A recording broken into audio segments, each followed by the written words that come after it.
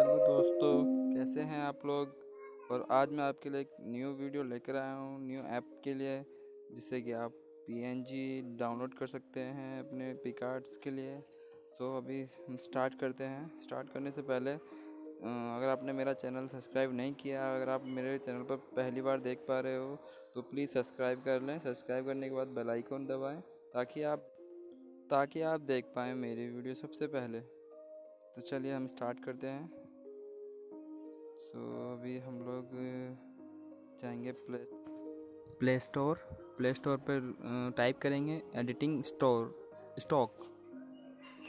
अभी आप देख रहे हैं जो सबसे पहले ऊपर ये आया है एप्लीकेशन। मैंने तो डाउनलोड कर रखा है, आप भी डाउनलोड कर सकते हैं। आप काफ़ी अच्छे थंबनेल्स हैं और आप देख रहे हैं कि ये एडिटिंग इसकी।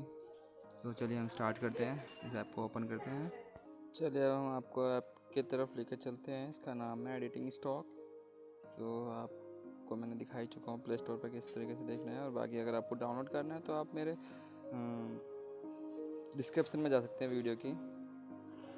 अभी स्टार्ट करते हैं। ये एड्स वगैरह तो आते ही रहते हैं, इसको आप रिमूव कर सकते हैं। Okay, thank you for watching and इस वीडियो को पूरी देखें, आधी देखेंगे